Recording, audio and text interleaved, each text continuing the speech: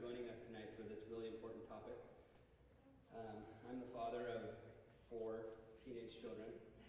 The bane of my existence is that they all have cell phones, and we've been really vigilant as parents to try to keep them off social media as long as possible, and we're very careful about what they do and don't access.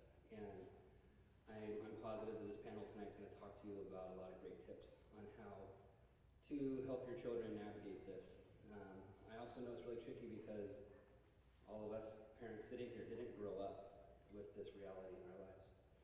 And I've often reflected as a school principal and as a father on what it would have been like as a teenager to go through what these children are going through today.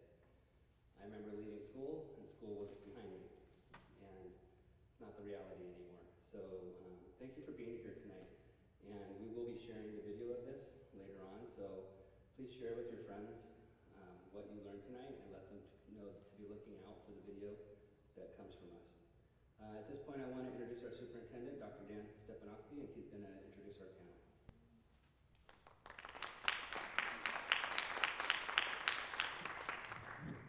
All right, Coyote Nation.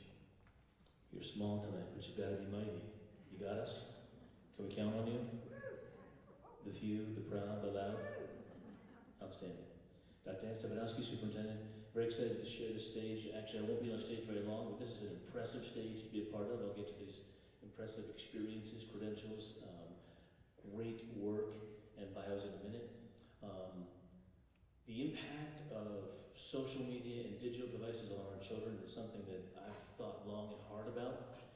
One of our schools, and I don't know the panel well, and they don't know this, but one of our schools, we have a K-8 school, and it's a Waldorf-inspired school. It's actually moving towards being a Waldorf school, and they are what we call a low-tech school. And so the students are actually, and this is Mariposa Global School of Education. My 2 children went there. My 2 children also graduated from Calabasas High School. So they went to this low-tech school, and they're doing okay, because one's at Berkeley and one's at UCSB, so you can succeed without screens. I don't think I have to sell that to this panel at all. So at the school, they really discourage the use of screens for children. They actually, for entire families, we have screen-free weeks that we talk about. And so it's mom and dad at home. Obviously, mom and dad have jobs, and screens may be involved there, and they understand that, but they really hope, especially these targeted times, that first of all, the children are reducing the amount of screen time, but as a family during these set times, we would also do it. So that's occurring right now in our K-8 school, Mariposa School of Global Education, pushing away from the screens. The goal is that kids experience this thing called boredom. Yes, exactly. A few claps for some boredom, right? Like sitting in the car and looking out the window and daydreaming. So they sound silly and trite. They're things I loved to do when I was a little one. Getting outside, being with each other, looking up, right? Maybe at a solar eclipse with protective eye gear. Those kinds of things instead of this. I mean, when I see that at restaurants or walking around outside, it kind of makes me sad when I look at families. And so, boredom, daydreaming, all those kind of things. This school also promotes knitting. We do a lot of knitting for fine motor skills as well. So, and the goal was that some of those concepts be infused throughout our district. So we're going to hear more today. The impact of social media on our children concerns me, on our country concerns me. Of course, the addictive natures of it as well. I also hope we can learn some lessons from not reining in social media at all. And this, of course, comes from a superintendent in the state of California, where most of this technology has come from, Silicon Valley. But as we approach AI, that we hopefully, as AI comes around the corner, we are way more thoughtful about AI and its impact on our society, and of course, in education on our children. Let me introduce this fantastic panel to my left, and now we'll get out of here. They are so accomplished, this may take a little while. First up is Anko Hills. She is a veteran social media marketer and DopaMind co-founder. She is a conceptual creative director, branding specialist, strategic thinker, and art-centered College of Design graduate.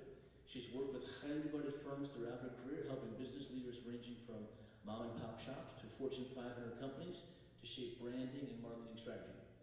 She's a senior instructor at the Art Institute of California, where she teaches advanced courses on branding and packaging design.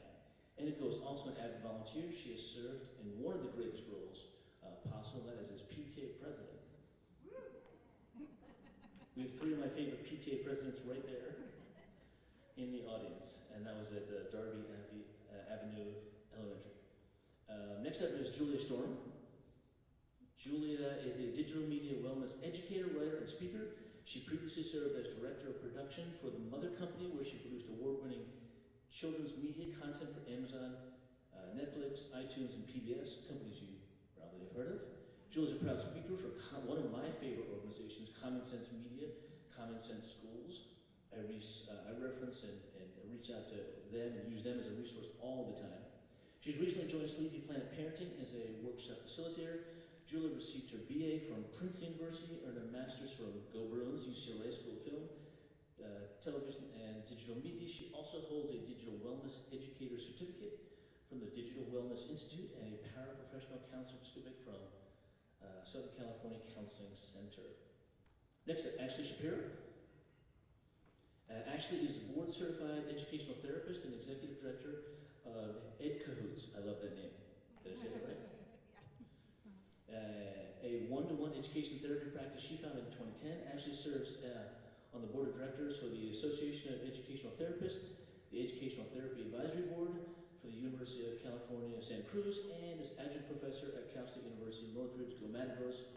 She has presented to groups, look at some love for the Matadors out there. She has presented to groups across the country on a variety of topics, including understanding and treating reading disabilities, approaching ethical dilemmas in clinical practice, keeping diverse learners engaged in virtual schools, and promoting executive functioning skills in the classroom. Christine Harrison. She is a licensed family therapist and also a DopaMind co-founder. Part of Christine's career, this was my favorite part, hoping to ask a few questions. Yeah, go ahead. Part of her career was as a theme park construction manager. So did you like design any really cool rides you can share with us? I didn't design them. I actually was I didn't design them. I was actually the construction manager, so helping build the theme park from the ground up. Nice. Right, from the digging to the concrete pouring and all the stub ups and stub outs and all of that until the ride was safe and ready for you guys to all ride down. Love it. Along with theme park construction, and I'm sure every child at all of our schools thanks you right now for your great work there, you also work on producing children's entertainment content. Christine felt great passion for working directly with children and their parents, and she chose to become a psychotherapist specializing in child therapy. She earned a master's degree in clinical psychology from Antioch University in 2011, and after completing a 3.5-year internship at Valley Family Center. Correct. Outstanding. Dr. Colleen Kraft. Dr. Kraft is a professor of pediatrics at Keck School of Medicine at USC. One of our board members, Dr. Kate Videra, was also a pediatrician, I believe. I don't know if you knew her or not, but she was absolutely one of our favorites. She was a PhD president here, one of our board members.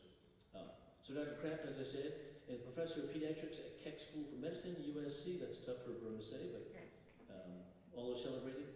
She's also at Children's Hospital of Los Angeles. She's a 2018 past president for the American Academy of Pediatricians.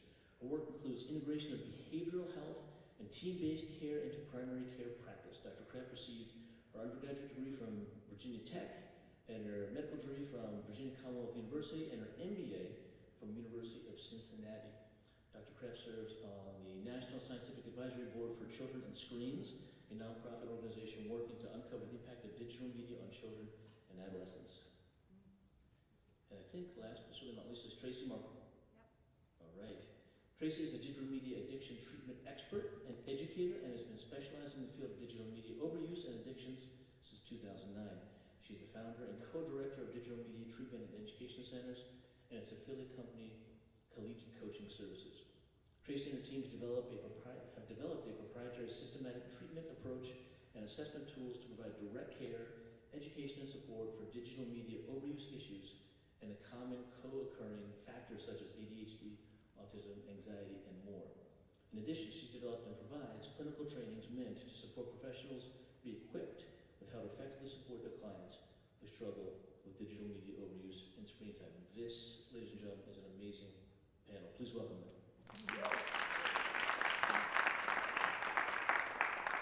Thank you so much for that amazing introduction, and thank you, all of you, for being here and for hosting this. We really appreciate it. I'm going to start with Julia, and I also want to let you know I will have some slides here that are going to just have some data, some statistics, some studies. Look at them if you like. We may or may not speak to them, but they're there for you if you want to take a look. So Julia, I want to start with the basics, which is how does internet and social media function to hold our attention longer? The term is called attention economy. If you guys may have heard that already, I'm going to have Julia explain how that works. Yeah, so you're right. It's called the attention economy, and it's called that for a reason. Basically, the way social media works is that we, the user, are the product. We're not the customer. So the customer for a social media company, let's take Instagram for example, would be a company that wants to place ads on their platform. So let's say, for example, who would want to advertise to me? Goop, okay? I see a lot of Goop ads. So let's say Goop goes to Instagram and says, we want to advertise with you. We will pay you X amount of money to put our ads in front of our ideal customer. And so how does Instagram know who their ideal customer is? They know this because every user that's on Instagram or any social media platform is essentially tracked by their algorithm. So the way that it works is that every movement, micro movement that you make up and down when you're scrolling through, every search that you make, how long you spend on certain content, what you share, what you comment on, this all creates a profile of who you are. And then that it goes to the company, and the company knows that's who we want our ad placed in front of. But no one's going to advertise and give their money to Instagram if they don't have eyeballs on their product. And so it's incumbent on Instagram or TikTok or any of these companies to get our attention there. Because if we're not there, then I'm not seeing the Goop ad. And then Instagram goes out of business. So that's the basics of how those platforms make their money and why they need our attention so badly. And the longer they keep us on there, the more ads they can show us. That's so that right. is the simplest way of looking at it. Yeah. So I know you mentioned a little bit about the mechanics of social media ads, but maybe we can jump into that a little bit more, the mechanics of how they function to have us buy goods and services, and maybe we can explain curation AI a little bit more. Yeah, I mean, basically the way that it works is, the way that the algorithms work is that they will feed you content that is sort of going to keep you there the longest. And that's why sort of the more outrageous content, the louder voices, those are the voices that are sort of shared most, that come to the top of a feed, and are in a way relied upon by those companies in order to get us there, in order to feed us ads that are curated specifically for us. So I'm going to get ads that are different from Tracy's and different from Ashley's and different from Nico's. We're all getting our own personalized experience on these platforms. And that's all AI driven, that's all driven by algorithms and artificial intelligence, essentially. Yeah, one of the things I always talk about in our paranets is AI is such a huge buzzword now, right? We're all thinking about it. It even came up in the intro, right? But we've actually had AI pointed at society since 2012, and that is curation AI, and that is social media. So I think that's a really important thing for us to just think about, that it has been here since that time. That's when Instagram and Facebook rolled out curation AI.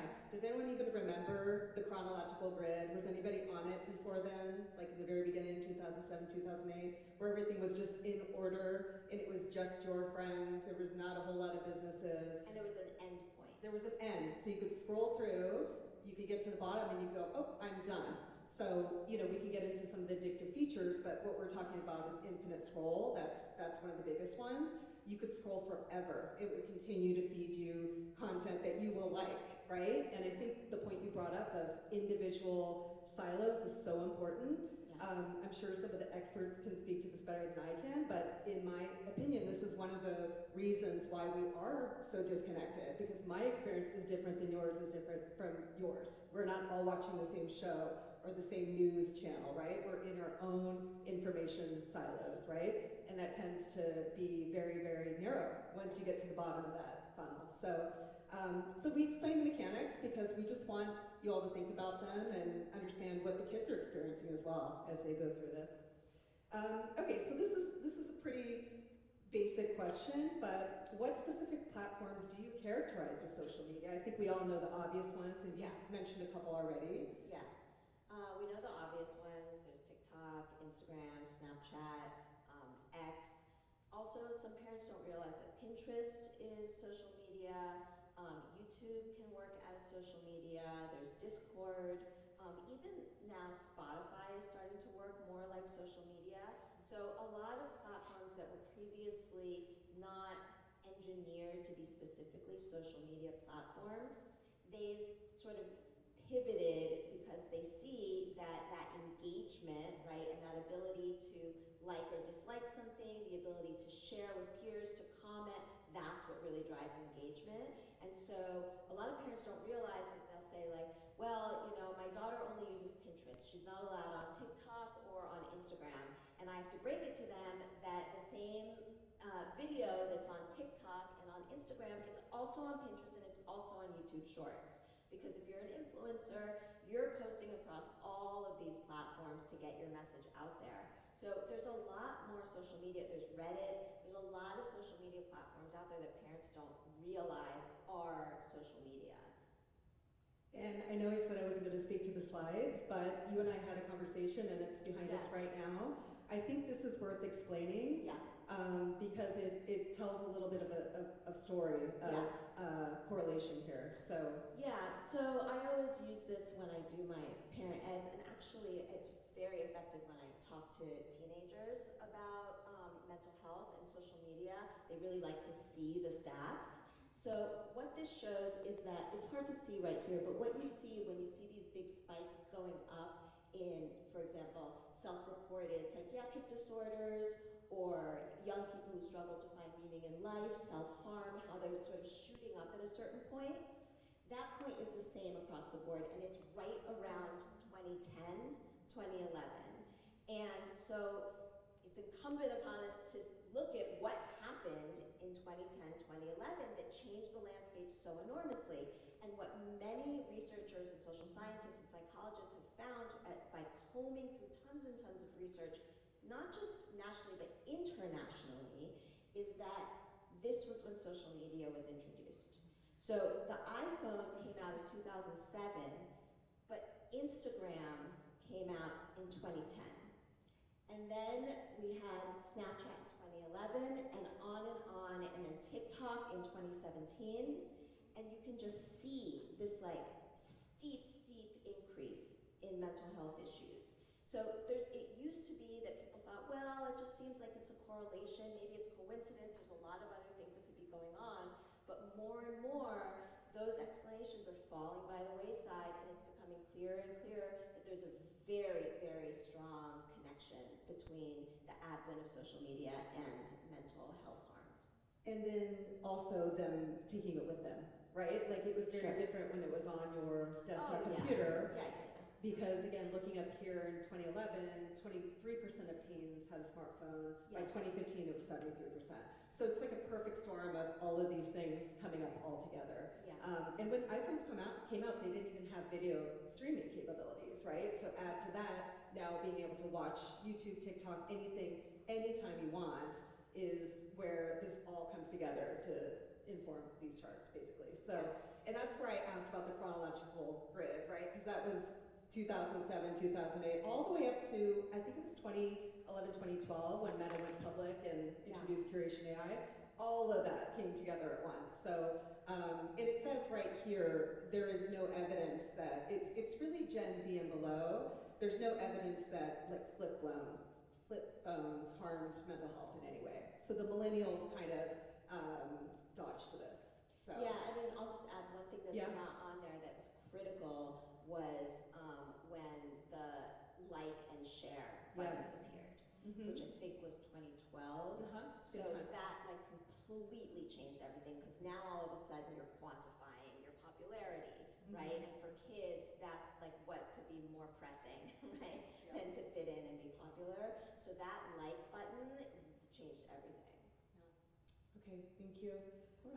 So I'm going to skip ahead a little bit with the slides, but a little bit of a loaded question. Is social media designed for adolescents? I mean, I feel like we've answered that, but no, it was not designed for kids. It was not designed for adolescents. Like much of the internet, it was designed with adults in mind.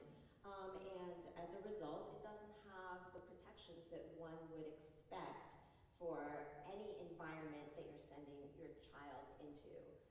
We wouldn't send our child into, I don't know, an unknown country, or we wouldn't send them into a bar, we wouldn't send them places that are not specifically catered to the needs and protections of children, and these spaces are not.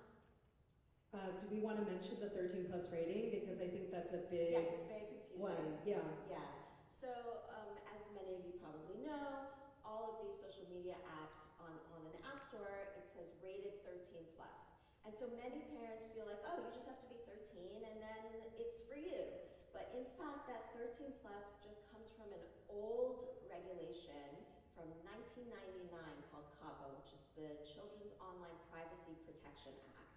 And that was instituted basically saying that companies cannot collect data from children under 13 years old in order to market to them.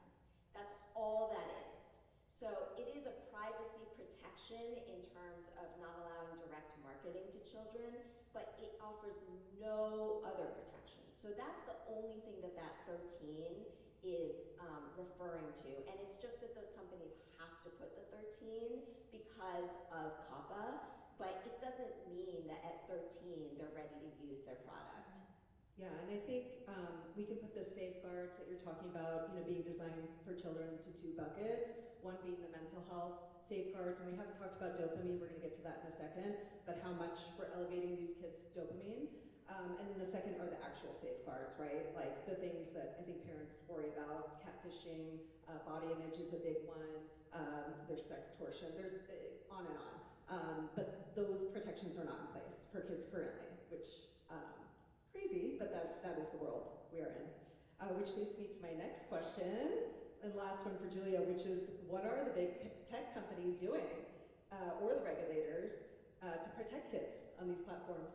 Yeah, so right now in the US, they're not doing a lot.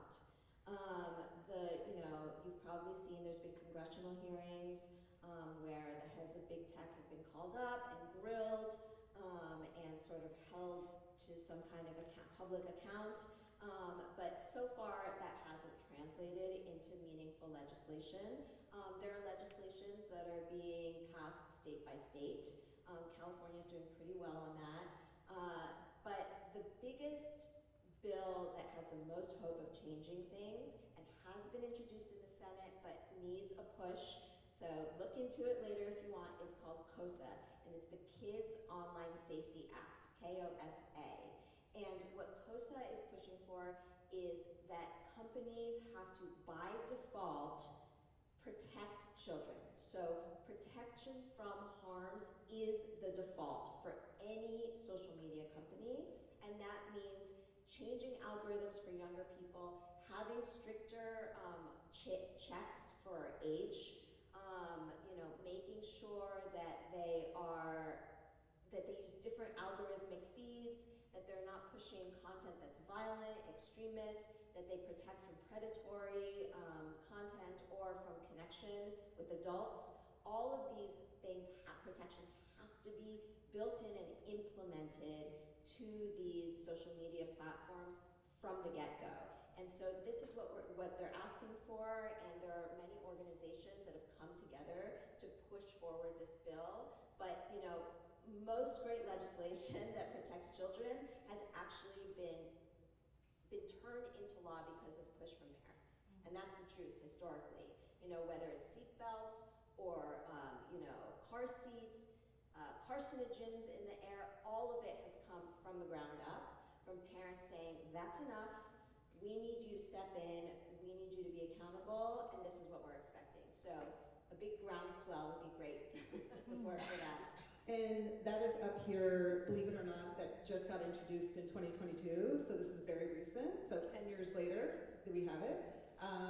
And then Julia mentioned the Senate Judiciary Committee hearings. That was in January of this year.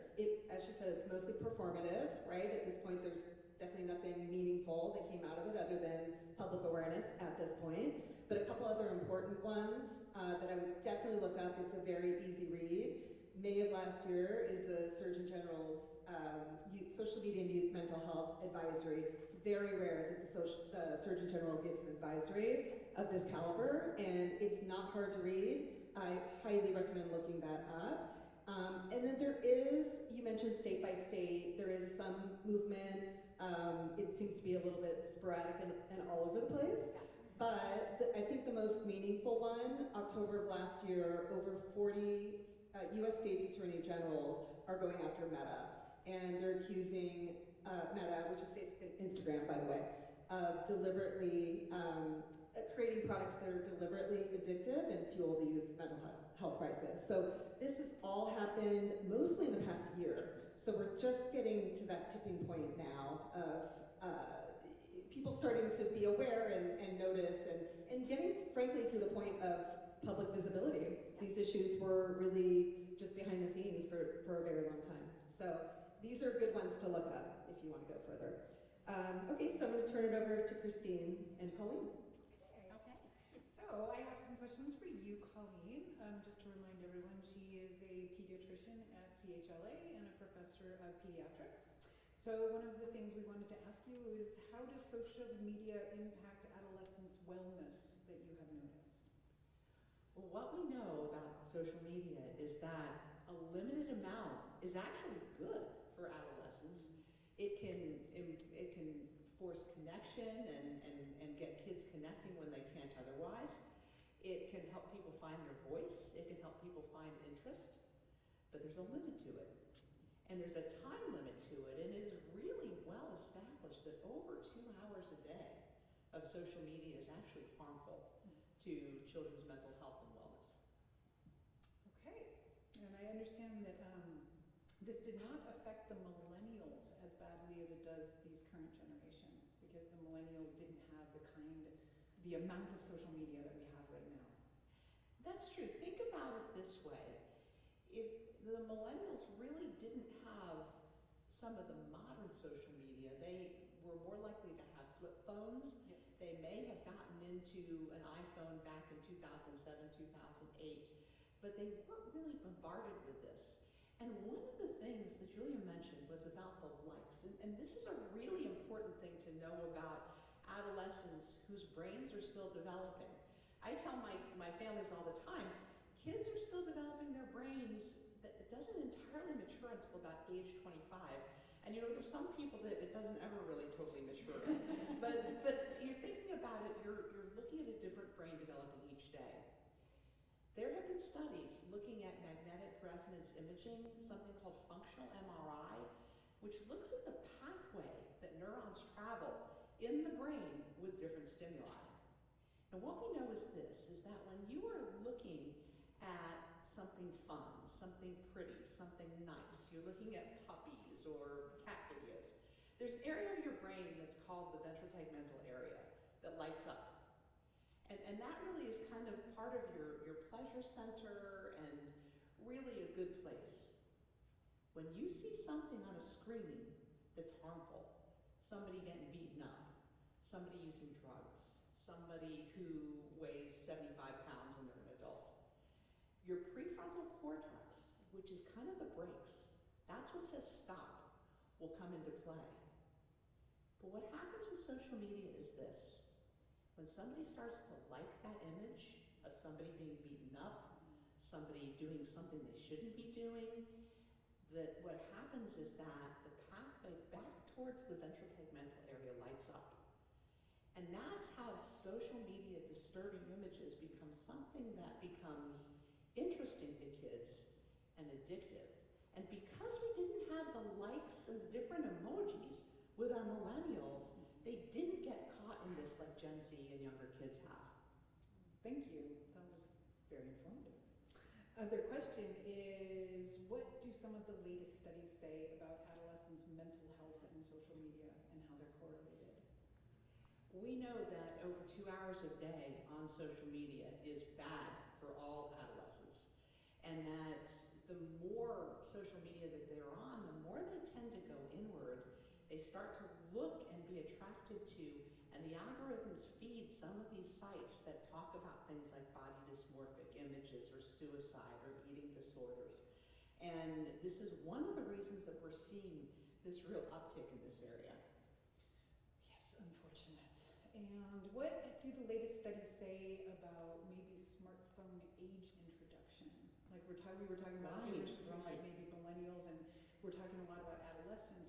What would be the best age, or is there one? What do the studies show? If you look at the Sapiens study, which has a lot of good information on that, and some other studies as well too, most are agreeing that we really shouldn't be introducing smartphones till kids are somewhere around 13, 14.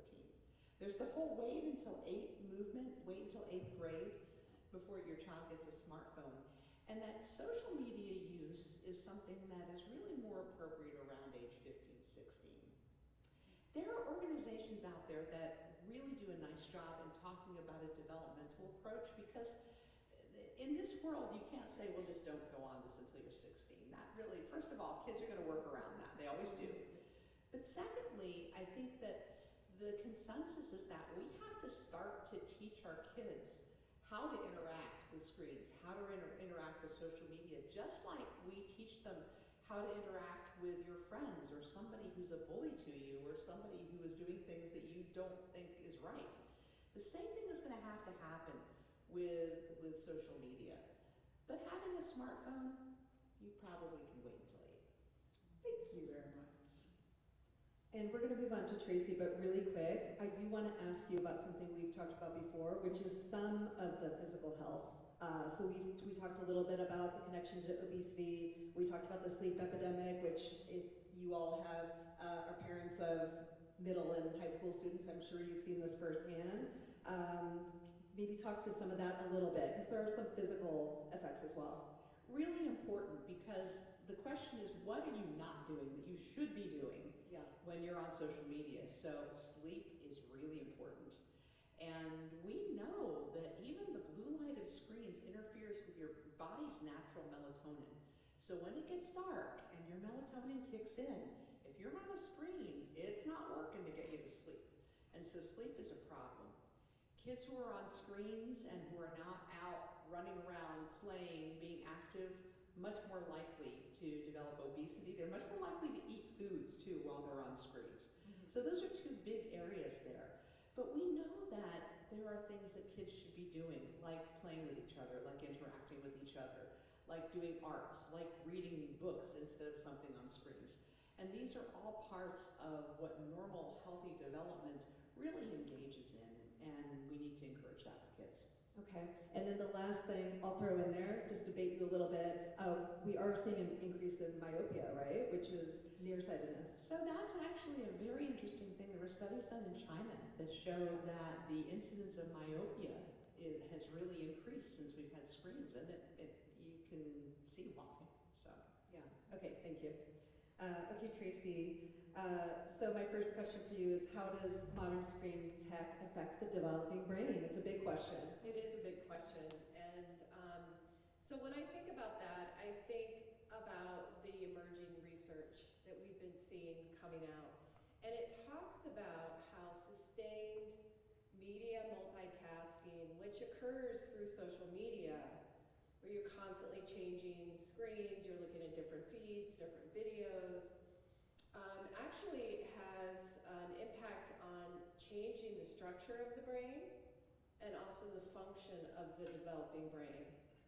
And so when we're talking about the prefrontal cortex, which is one of the most important parts of the brain. It actually is essentially what makes us human, if you really think about that. It's the last part of the brain to develop in adolescence. And so the prefrontal cortex is where the executive function cognitions reside. So that's attention control, it's self-regulation, complex decision making. There's a lot of really important skills, cognitive skills located there that are in trying to be developed by an adolescent in that developmental process. What we see with the structural changes is with that sustained multitasking on media, we see that the gray matter begins to become diminished. And why is that important? Well, it's because of all those really important cognitions that reside there. And so gray matter in and of itself can be reduced or diminished with high stress. We do know that from research. They're connecting the dots more and more that we're seeing these functional changes in the adolescent brain. I want to also mention that talking about the reward system with an adolescent, it's fully developed. And so when you think of, you mentioned a car, you think of an adolescent brain like the reward center, like an accelerator. Very quick, it's functional, but the prefrontal cortex is essentially like weak brakes. So they're struggling a great deal to have reason over reward during that age group.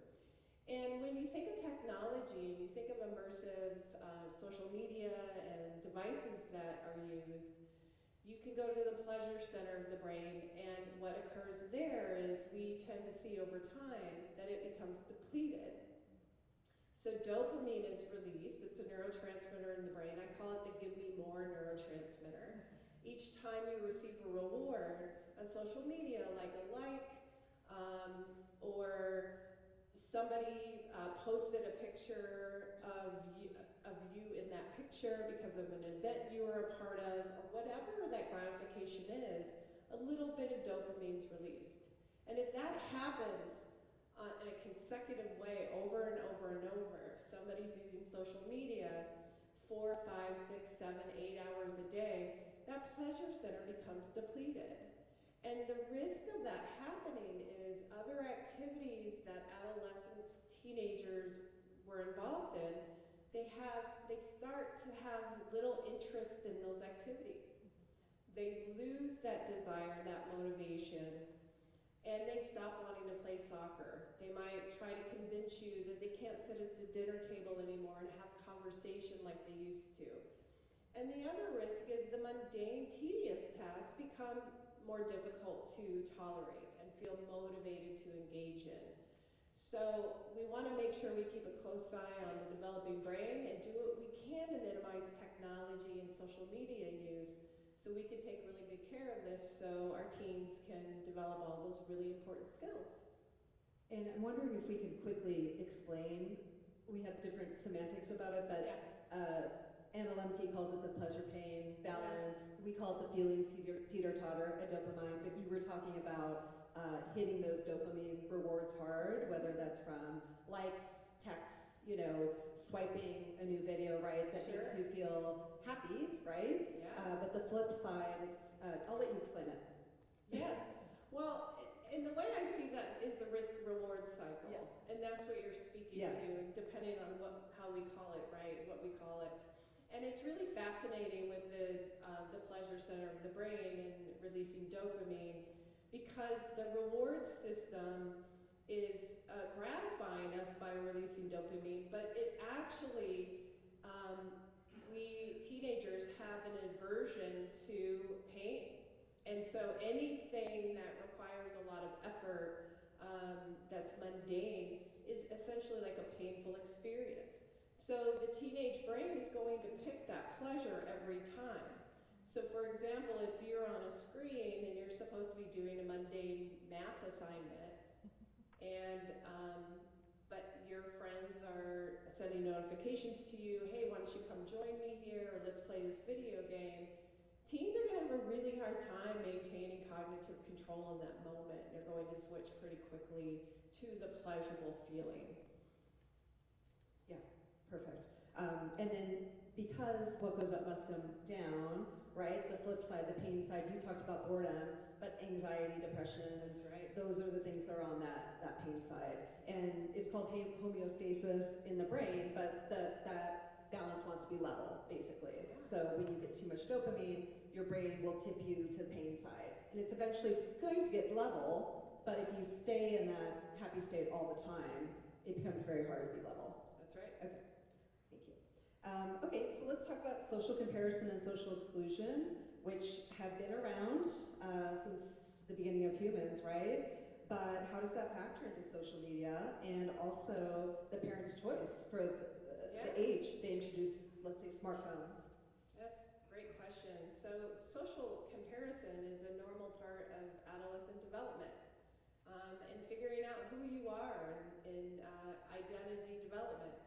And it can be actually a very motivating, healthy experience to compare yourself to your peers and look at other people that you're around. And if you do it in a positive way, it can help you identify and clarify what your belief system is, what your preferences are.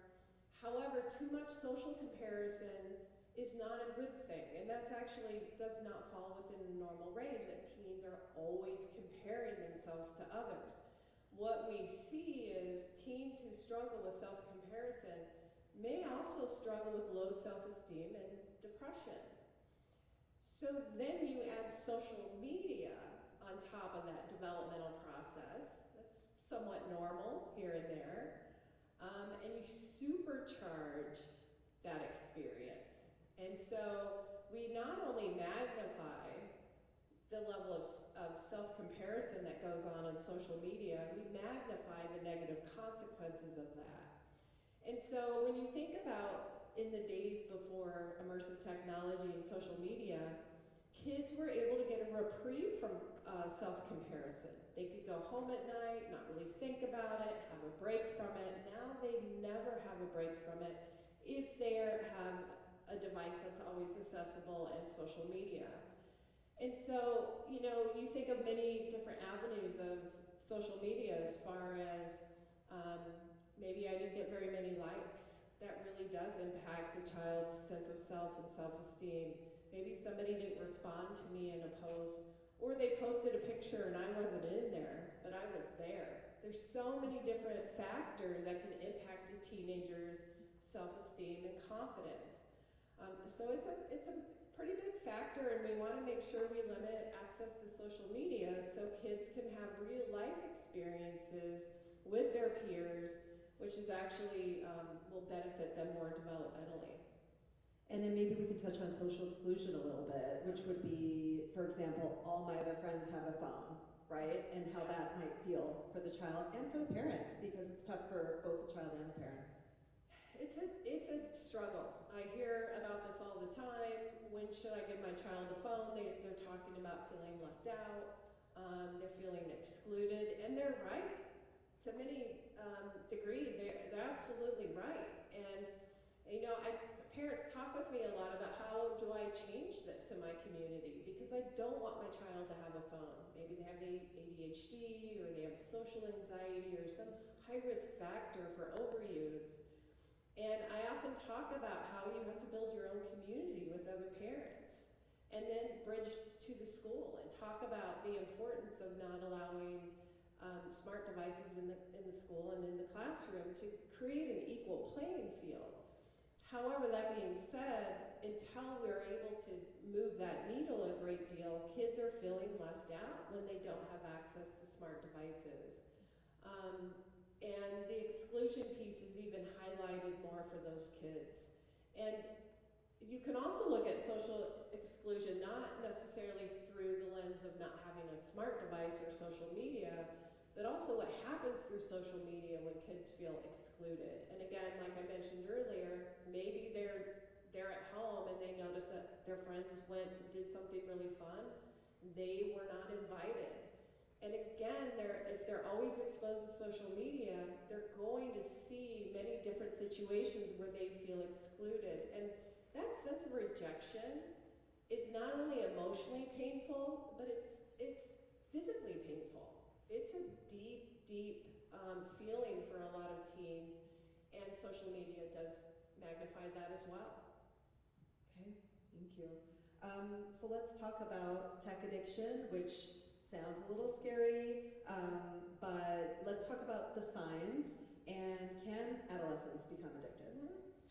Yeah, so when I think of the word addiction, it's a pretty significant word, and I know that a lot of people will say, I'm addicted to my phone, I'm addicted to social media, when in reality, we need to leave that word for really severe, significant cases. And so for me, I view it through the lens of impulse control problem, and I like to call it digital media overuse, because that tends to cover most of the spectrum when it comes to teenagers struggling with too much use.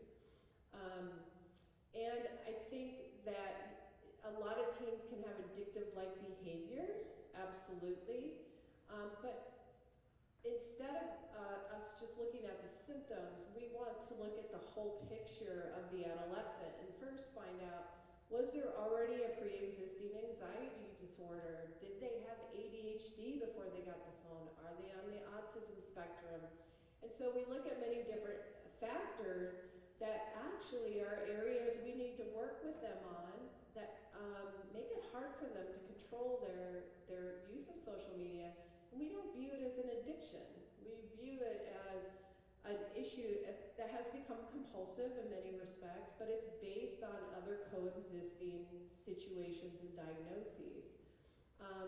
And some of the symptoms that we see if somebody is having compulsive behaviors that might be eventually merge into an addiction, are they're starting to have behaviors where they're lying about their use. Maybe you try to hide a device, or you set up a parental app, and no matter what you do, they find their way around it, and they find the device.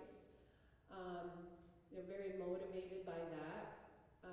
We see a decline in mental health, more anxiety and depression, sleep issues, body image issues, and a preoccupation with the social media, depending on what they're doing there, and they stop engaging in other activities because this is front and center for them.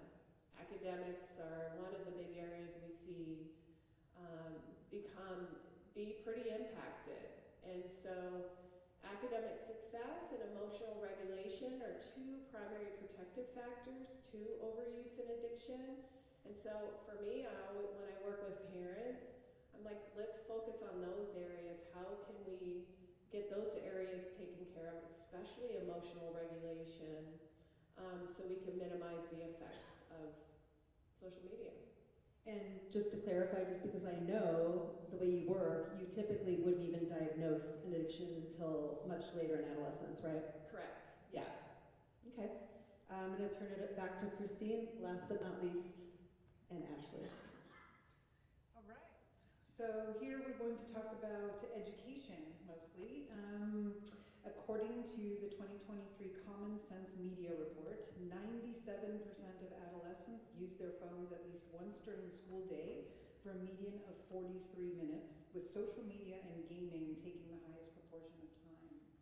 Just going to let that sink in for a second. 97%. So what is the impact on learning in your experience and your knowledge? Thank you, Christine.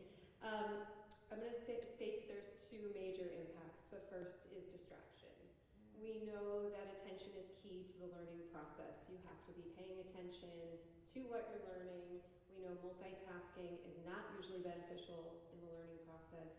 And if you're not attending to what's going on in the classroom, you're going to miss key information.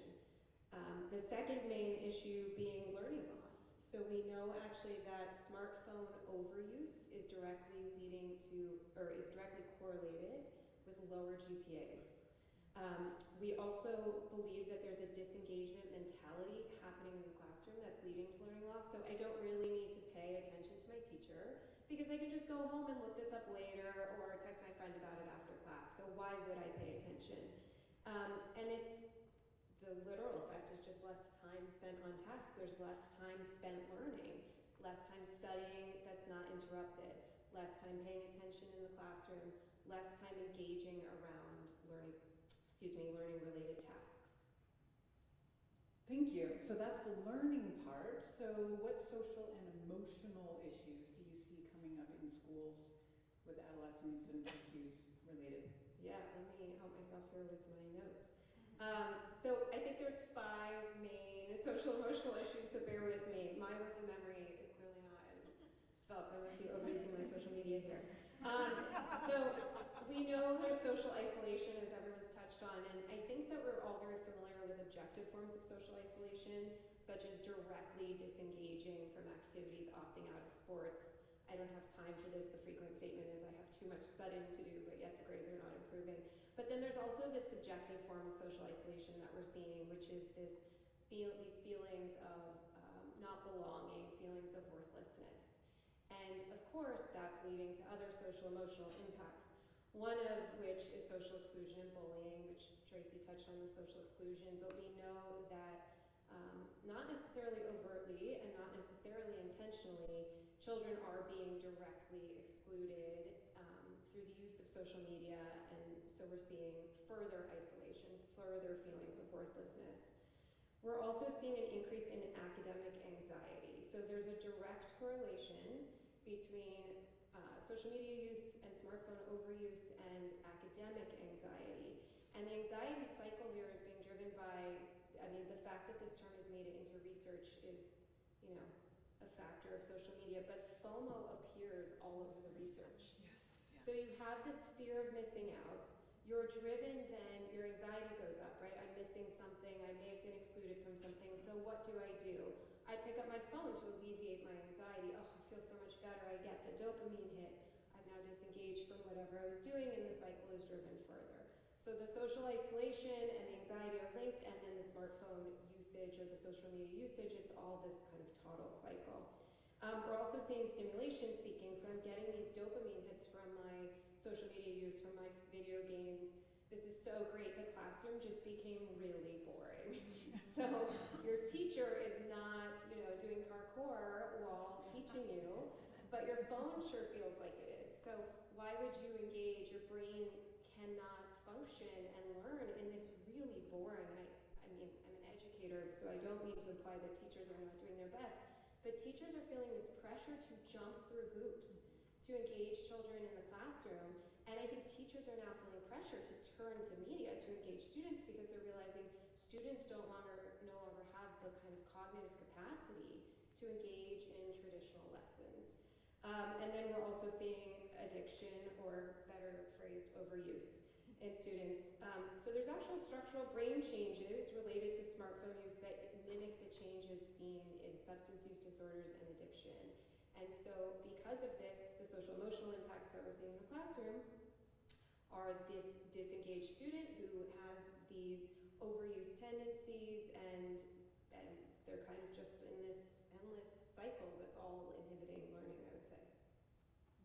Thank you. And I'm assuming we're going to talk a little bit more about this in a question or two, but it sounded like this is a good time to bring it up, is the attention span, right? Because you were talking about the teachers are having to jump through hoops and have to be actors and performers in order to get any kind of attention. But yes, we'll have to see what will happen. I don't even know if that would necessarily matter, because if kids' attention span is so low now, yep. That's got to be a problem. Yeah, as there's well. a statistic that our attention spans have decreased by 69% since 2004. So I don't know where that is on the social media timeline, but I'm assuming it's correlated in some way.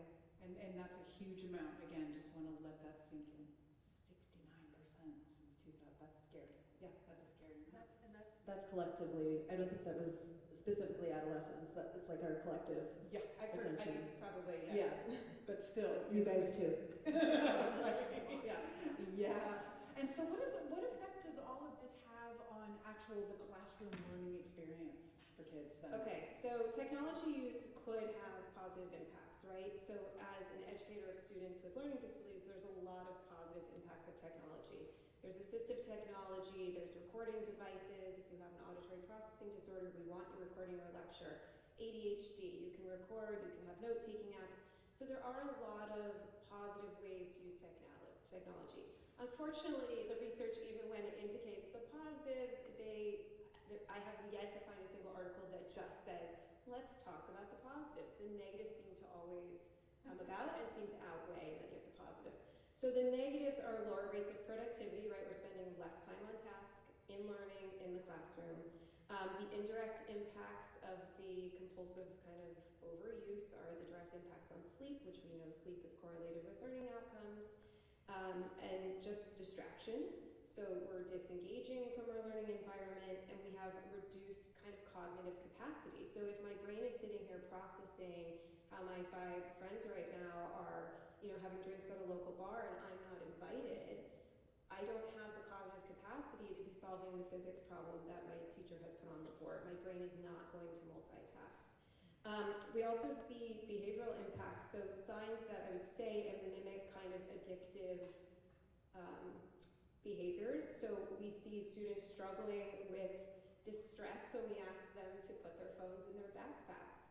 We see a kind of a hyperactivity when they're using their phones, right? That kind of dopamine rise. And then we see restlessness when their phone is not accessible to them.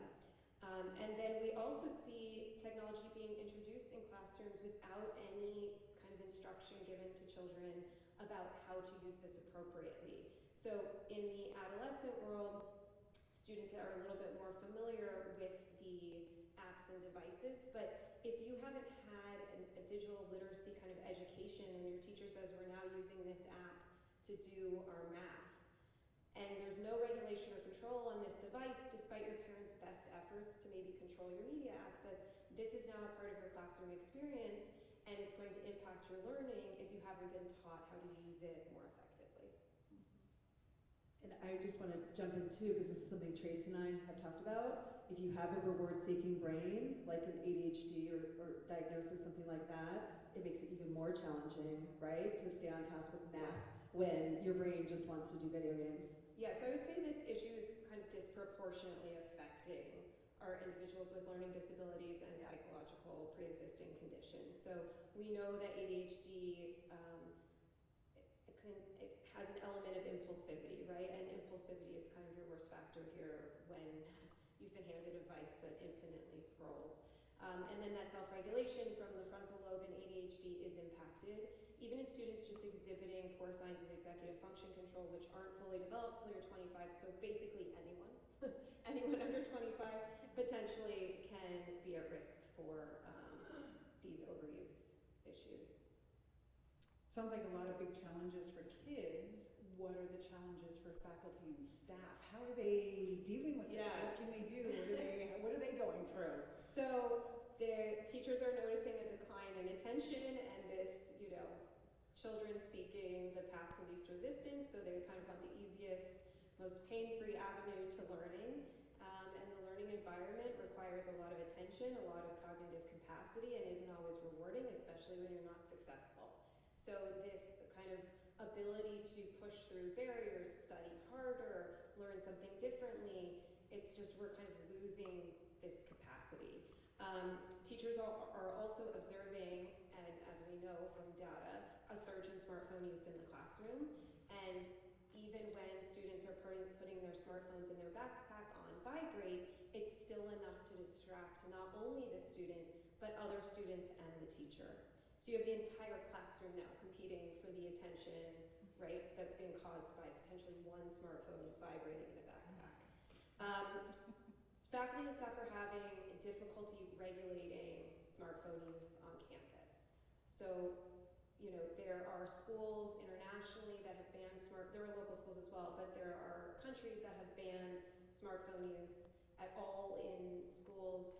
There are some schools that are totally unregulated with policies, and that there are others that are trying to teach healthy habits around smartphone use, but lacking regulation in other areas. This is a huge, pervasive problem right now that we all feel as parents and educators. Finally, I think there's just an urgency for regulation. I think schools are desperate for advice and guidance. Parents are desperate for advice and guidance, and we need the parent community and the school communities to be speaking the same language, because if you have a school that's locked down devices, but parents that are giving free rein, school just became that much more boring, right? Because now I have to go to school and I can't have access to the one thing that's keeping me comfortable, even though it's further driving the anxiety that you're trying trying to alleviate. But if you have a school with unregulated use and parents who are locked down at home, then I can't wait to stay at school all day because I can just sit on my phone in the bathroom and go home to my evil parents. So we need to be collaborating, right, so that we're working together as communities, and then children and parents are feeling supported. Great. And then back over to you. Do you have any follow-up I comments? mean, that's all of our questions that we've prepared, so I really want to hear from you all and put it back to you. So what are your questions? And we'll try to just shout them, or I can come to you. Yes. Well, first of all, I'm completely terrified, so it's great information, but it's really scary. And one of the scariest things, I think, is that parents are going to need to be key players in this. Right? You can't, I mean, it's the age-old thing about the PTA. You can't leave it all to the teachers. But, I don't know, in the 60s and 70s, when the TV became the electronic babysitter, there were lots of parents who said, well, he'll learn some, current events and stuff. And in the 80s and 90s, when it was video games, well, maybe he'll become a fighter pilot. So, I mean, what kinds of, excuses are parents making now, and how can we push back against them? Okay, I was going to try to rephrase the question. No, it's good. I think you're talking about a little bit about how we've had challenges over the course of history. One being the introduction of TV, the other being the introduction of video games, and now it's smartphones, right? So, gosh, I feel like I could throw this to any of you. I'm going to say one thing and then I'm going to pass it maybe to Julia. The biggest difference between now and then is my TV didn't have thousands of engineers on the other side manipulating and tweaking it every second. It's just not a fair fight. TV is so much more benign. It elevates dopamine so much less. It's apples and oranges. When people make that argument, I just keep going back to the brain science and how different these things affect your brain. But I'll let Julia answer that. Yeah, I agree 100%. And, also the mobile aspect of it, the fact that there is no respite, right? There is no moment, there's no pauses anymore, there's no moment for boredom anymore because it's always there, it's a constant, and it's really providing this kind of like information overload. Now, we did watch a lot of TV, but as far as I can remember, there were only shows catered to me in like a 3-hour window, and then it was boring. There was nothing on. So it's a very, very different landscape. But to answer your question about, where do parents position themselves, is something I'm very passionate about, which is that, I think parents are stuck feeling like either I need to be the cop, like the bad cop at home, or I'm out. I don't know. This isn't my thing. I don't know anything about it. My kid knows more than me. And in fact, I think there's a good place where a parent can stand, and that's as an ally. So I think parents need to step in and be allies and be by their kids' side as they learn how to navigate this world. And what that looks like is, as a parent, being open-minded, being curious, asking your kid questions about, why do you like this show? What's interesting to you about it? Who else is watching it? Tell me about this influencer. Is everybody following this influencer? What is it about them that speaks to you? Oh, you like this video game? Let me sit down and watch you play it. Or better yet, let me play it with you. When you start to engage with your child and take this world seriously, yes, we want to prevent them from going into the spaces that are not made for children. But there are spaces where they are going to be. And this is their world, whether we like it or not. And they're going to be much better off if we are a part of it than if we're not. And also, it's a way for parents to sort of glean information. Your child is going to eventually, potentially get into some tricky territory online. And if you haven't been there all the way through as somebody who is open and available for you to talk to as a child and say like, hey, I don't understand this, or this freaked me out that came up on YouTube, and you don't have like a total fit and you say like, I told you never to be on YouTube and I'm taking it away. But instead you say, wow, I'm sorry that happened to you. What were you watching? Tell me about it. How did that feel? Would you like me to help you to change the algorithm, right? This kind of like, I'm in partnership with you. Well, now I know my kid may have a greater chance of coming to me later on when they've been approached by a stranger online, or when they shared something they shouldn't have and now So I think that we do ourselves a great disservice and our kids a great disservice by just playing either bad cop or by turning our backs completely. If I can add something, I just sort of Yes. wanted to go for a little further and answer the question about what excuses parents tend to make. I think originally the first excuse was they need their phone for emergencies. Like whatever, Yes. like it was all about me, all about the parent. I need to know where my kid is, but I think, and then after that, the excuses definitely became, they need their phone because their friends all have phones and I can't be the one, I think what you were talking about, I can't be the one bad cop to take it away. And I believe that the bigger excuse these days is more an internal one, is that the parents themselves are on their phones all day long. A lot. Not all day long, not when they're working, but unlike what you said, like with the television, parents would typically only watch it an hour or two when maybe at nighttime after the kids went to bed. Video games, not so many parents, not so many, there were some, but really not so. Now cell phone use and social media and everything is all across the board, so what is a parent going to do? To say you can't have this phone, but you're watching Daddy and me and Aunt so-and-so and even Grandma, like on their phones all the time, but you can't have one. So I think it's a complicated issue, but yes, those are more of the excuses, I think, that they use. And I'm sorry, I'm going to throw in one more thing before we go to the next question, because you mentioned I need to reach my kid. Many parents, we can get to phone bans, which you touched on a little bit. Many parents feel that they need to reach their kids during the day in case of an emergency. And we all know what we're talking about. We're talking about school shootings, which is very, very sad existence, that's what we're talking about. But I think you pointed this out as well as many other experts, that if you think about it, and emergency management specialists back this up, they're actually counterproductive in those situations. They're loud, they're distracting, kids need to be paying attention to their teachers or the situation. So I just want to put that out there because it's a real valid fear, and I know as a parent it's so hard. All of this, by the way, is so hard. It's complicated. I'm a social media expert since 2007, and it's overwhelming to me, all of this stuff. Keeping up with it, the parent controls, this app, that app, they're smart, they're going to go around everything. So I did want to make the point about the emergencies because you brought that up. So, okay, sorry, I think you had one. Yes, the Samsung phones have an ability to kind of do a app lockout. So if you have a certain amount of time on an app, it'll stop you. And I know on TikTok they also have sometimes every so often it'll go, hey, you're on this for a little bit too long.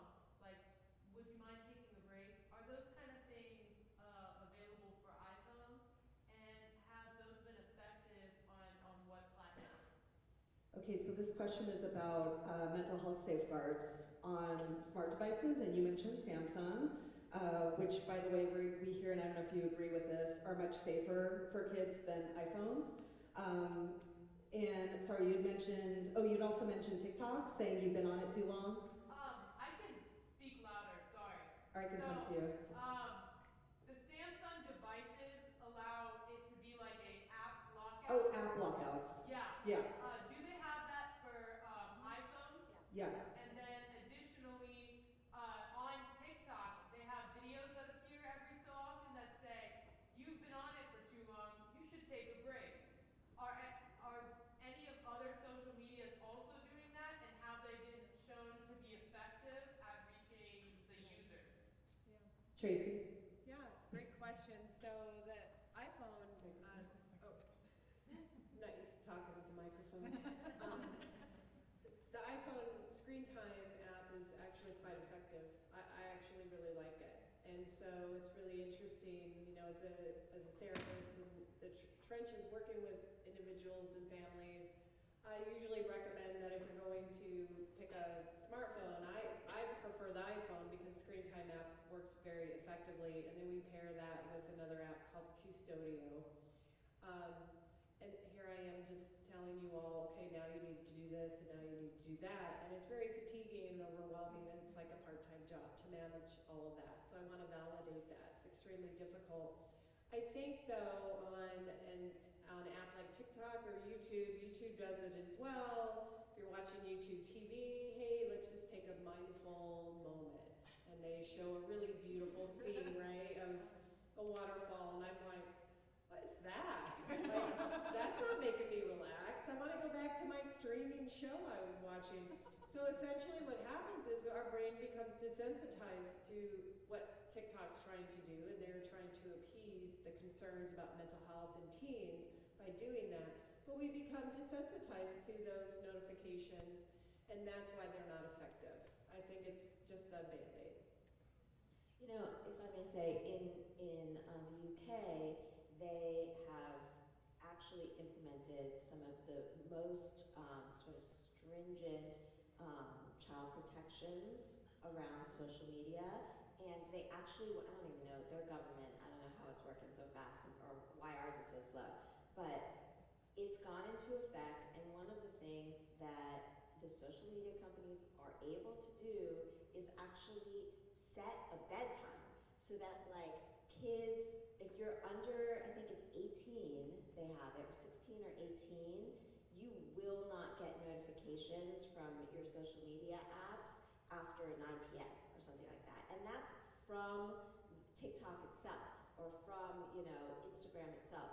And what that tells me is that these companies are very capable of setting whatever sort of resistance, friction, you know, parental controls that they are asked to do when they are forced to do it. So that's just something to keep in mind. You know, a lot of parents feel like, well, the apps are already out there, and like, what are you going to do? I guess it's on us. But it really doesn't have to be. They can do it. They just rewrite the code, and it works. But I think to wrap it up, there are no parental controls on social media in the US. Right, they're starting to do it in other countries. There are some, but the kids have the option to turn it off. Right. So it's like the kid has to approve that the parent is like is controlling them, and then also like if they don't feel like it, they just turn that off. Right. So you know. So there aren't any. So not really. Okay.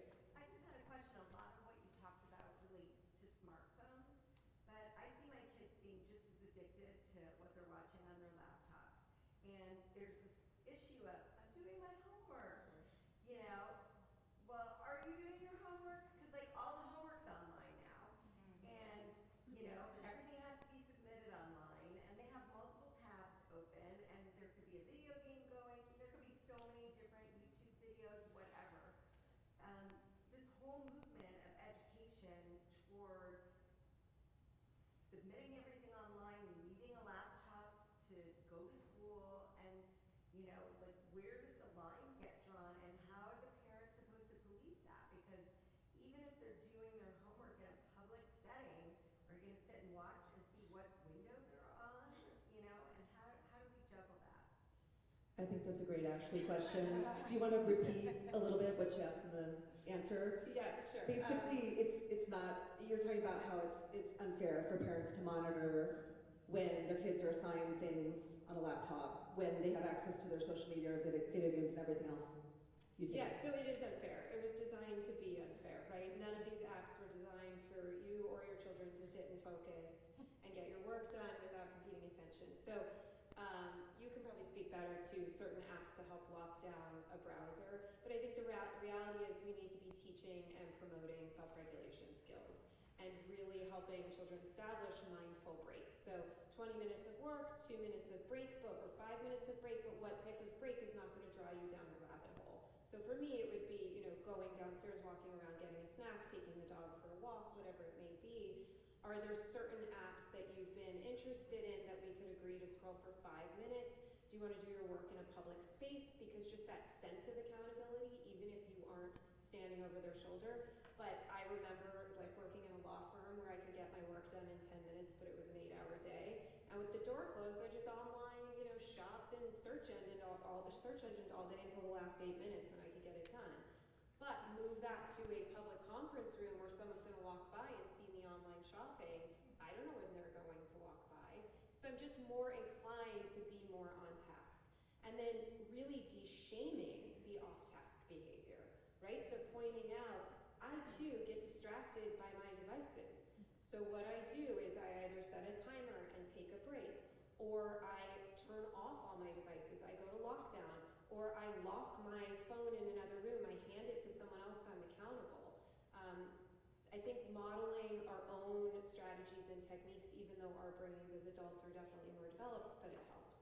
Part of me believes actually that our parent overuse of our phones is going to be the best thing that's ever happened in this generation, because maybe they'll hate our behavior so much that they will rebel against it and say, I want a flip phone, like you told me there was a movement in New York. But really being honest with our own struggles, because we are not foreign to this distractibility. And if anything, we've had to pivot around, children's schools now believe that they can get a hold of a parent at any given moment. That wasn't true when we were kids, right? They had to call your parent at the office, a secretary, if there was one, may have to find your father who's a surgeon.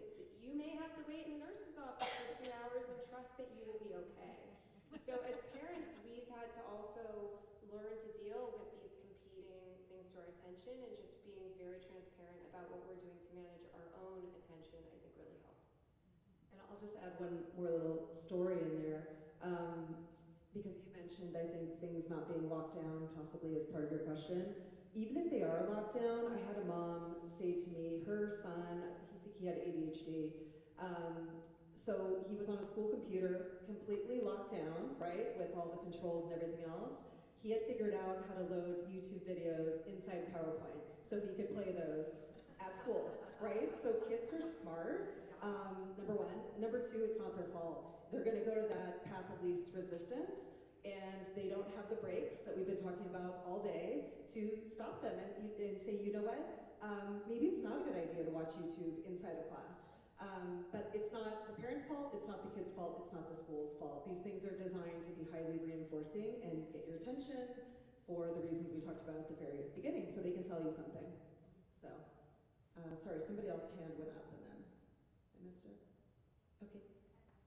It's sort of for you guys and also the superintendent. I know that you guys talked about, and Jonathan Haidt and the Anxious Generation has talked a lot about the importance of phone-free schools. Yeah. So I'm wondering if Las Virgenes might at some point do like the yonder pouches or cell phone lockers that are not at school, because they're very much at school at lunch and recess, especially in the middle school and high schools. And if you know how many schools, if there's such movement that you've heard of, behind that, like if you've heard of schools that have done that. I know I've read some articles about some high schools who've done it, and kids Yeah. actually interacting with each other. Real life. Yes. Yeah, the way we've heard from our experts is hallways are noisy again, Yeah. right? I teach college, so I see it like, they come in and they just look at their phones, they don't talk to each other. Okay. They're So this question is about phone bans, Yeah. which is huge, hot topic right now. And you mentioned that Jonathan Haidt, Atlantic article, as well as the book, Anxious Generation, and he absolutely calls for a nationwide phone ban. I believe you mentioned some of the other countries that have done it. You and I had talked about this, right? So do you want to take this question? We talked about it recently, but China and Australia, from what I saw, had done the ban. I don't know the efficacy research yet, though. I don't either. They're brand new. They're all pretty recent. But I mean, I will say, and this is not supported by any data, but the schools that we have seen that have implemented successful bans, I think it's 77% of schools have them, but they don't police them. And how can you? It's almost impossible. So yes, Yonder Pouch you mentioned is used by, for example, one of our contributing experts is wellness director at Geffen Academy. So that's what they do. It goes into a pouch, because I can't remember who it was that mentioned the phone buzzing. Was it you? Yeah. I mean, just the presence of a phone is distracting. Even if it's in a backpack, it doesn't matter. So it has to have a self-binding strategy that goes along with it. So the Yonder Pouch is great, obviously. I don't know, it might be a cost thing. Those little cubbies, that you can put them into, but there needs to be a physical separation for it to actually be effective. And the schools have to have the will to stick by them, and frankly, it's usually the parents that push back. So kind of have maybe the data that supports why these things are a good idea to back them up. So, and I don't know if your superintendent wants to speak to it further. Oh, here it comes. Wait, okay. Yeah. Oh, come on. This is easy. I'm a huge fan of uniforms for schools and cell phone ban for schools. If I banned cell phones, I'd be fired in a minute, and 5 school board members would be recalled. So it's not about us having backbone. At least in this community, parents lose their mind over school safety. I did my doctoral dissertation at UCLA on school shootings and visited Columbine High School. Kids are very safe here, and we have done things for decades to keep them safe. But the sense of parents not having a phone to get a hold of their child, you nailed it. Yeah. We don't want kids on the phone. We don't want phones ringing. We want them listening to teachers. God forbid something crazy happen. And nothing crazy is going to happen, although it does. It happens in the United States, and we see it. So it is out there. But the fear drives them, and the parents would, quite honestly, recall the school board. So there's plenty of will there and upset about it. A couple other things, though, since I'm here. I was curious about the panels. We are a part. We're one of the first districts to join the mass action, class action lawsuit against social media. So we're involved in that. We're also a part of the lawsuit against Juul and vape devices as well, and their impact on our schools. I know the EU is way ahead of us on some of these regulations, and you nailed it. The tech, we sort of think like, oh, social media is just kind of out there. It absolutely impacts the wiring in our physiological chemistry. Like they are utilizing our body against us, almost weaponizing our own body against us relative to this attention economy. And the tech companies can do things. They can they can age gate, they can time zone gate. They can do so much with this technology because they, as you earlier mentioned, they notice if you pause for a nanosecond, or if you move on, or if you return to, they know what's going on. So I know Florida has recently passed HB 3, which outlaws, I believe, social media accounts for 14 and under, and for 15 and 16 requires parental consent. Do any of you know anything about that? I speak with legislators all the time, and I'm happy to advocate for this sort of a thing. Do we know if HB 3 is solid or not solid, or ways to improve it? Is it a model that we should explore more fully? I can speak a little bit to it, not a ton, but I can say that a lot of the groups that are advocating for COSA, which is the Kids Online Safety Act, don't support an outright ban. And some of that is because there's a couple of reasons. Number one, an outright ban will not necessarily prevent kids from getting on there, and then there are no protections in place there. So that's one reason. And then the other reason is, as you mentioned, there are groups who really benefit from finding community through social media. If you are part of a marginalized group as a child, or you live in a household or a community where no one is supporting you and your identity, you may actually be able to find a sense of belonging and a sense of safety. And so there is some pushback to this idea of an outright ban. So I mean, I think it's very controversial, and frankly, personally, I would love to see, warning labels like we have on tobacco boxes, saying like, no one under 16 should be using this product, here are the harms, and make it way harder, like you need to present a credit card and a driver's license to be able to even make an account. I think that would be a great gate, but I'm not sure that outright ban is being supported even by people who want to see more protections for kids. My feeling is it's much more posturing than anything else, I right? think so. Kind of jumping onto the momentum of some of the bad press, So, and I completely empathize with you as well, by the way. I would add, it's not parents' fault, it's not the kids' fault, and it's not the school's fault. You guys need the support of more meaningful legislation from the top to help you and to support your endeavors like they've done in other countries. So There is a model for state legislation in California. Yeah. Pediatricians advocated loudly to push back the start time for high schools.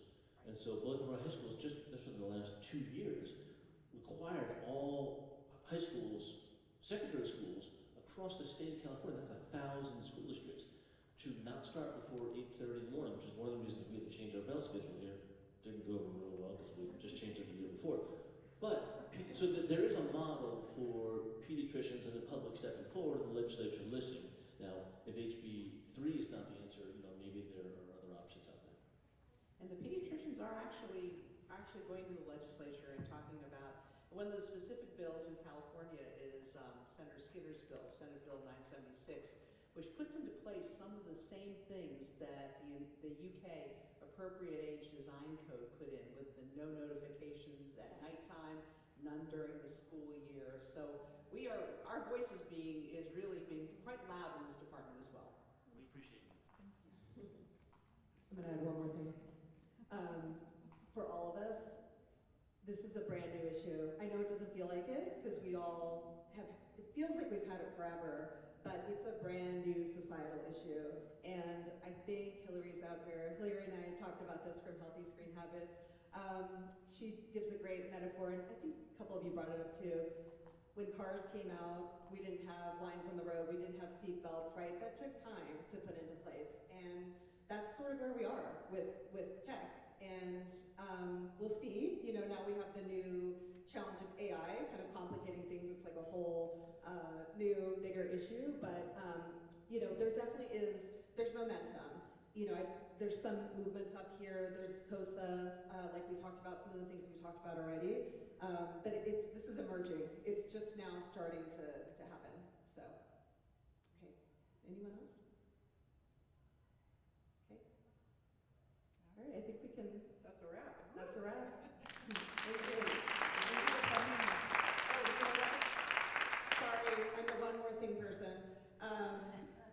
We do have a flyer in case anyone wants to scan that.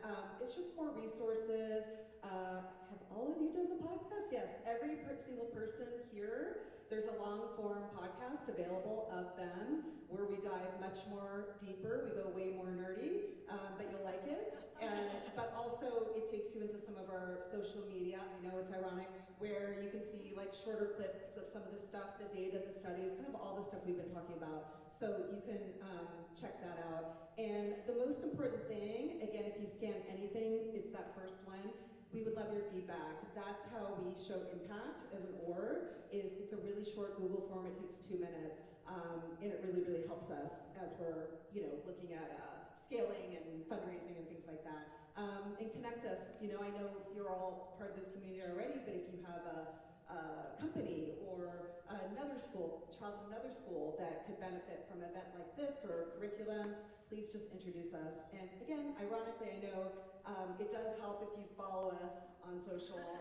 But at least our content will get pushed up, with you guys engaging with it. So it does help, and there's a lot of really, really useful tips, and all the issues we talked about are broken down into little short, attention span friendly versions.